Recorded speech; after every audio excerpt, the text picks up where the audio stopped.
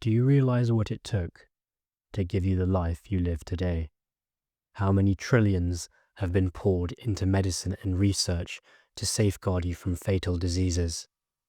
How many lives were exhausted in manual labor to construct the cities you live in?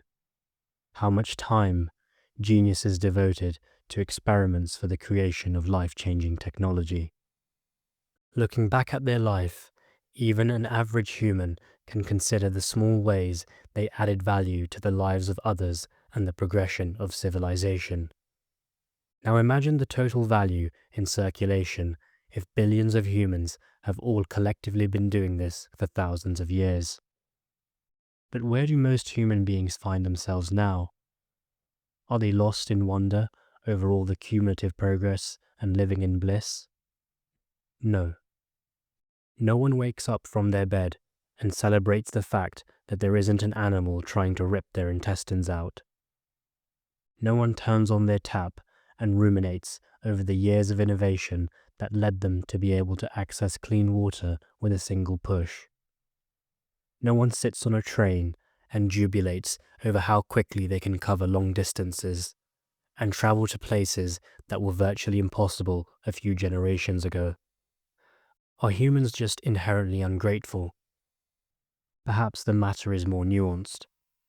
The fact that no one naturally gravitates to living in awe of the ineffable benefits and comforts of development suggests the human being is fundamentally wired to be more concerned with something else, something beyond, something that cannot be materialized simply through economic development.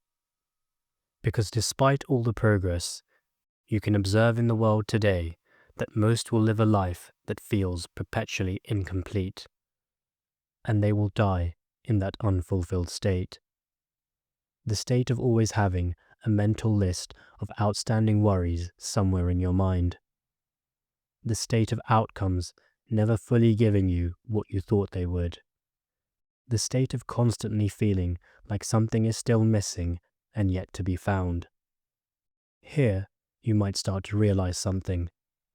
Beyond a basic threshold, having more does very little for you.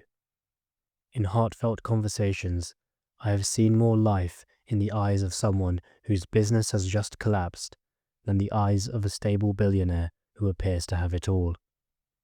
Because the ultimate experience of life is often found in places you don't tend to look. There is nothing flawed about making money or breaking records.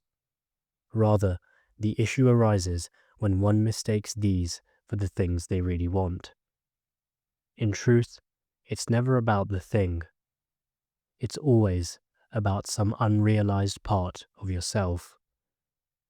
And when you don't know, you default to volume and hope that as you increase the number of things you try and surround yourself with, you'll inevitably find the thing you really needed.